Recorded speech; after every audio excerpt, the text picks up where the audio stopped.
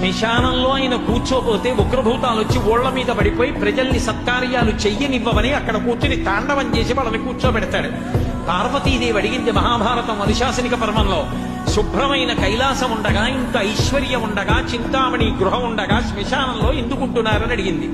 అడిగితే ఆయన చెప్పాడు, పార్వతి బతికున్న నాళ్ళు అన్ని చోట్లకి వెడతారు, ఏమీ తోచట్లేదు, శ్మశానానికి వెళ్ళొద్దామని ఎవరు రారు పార్వతి.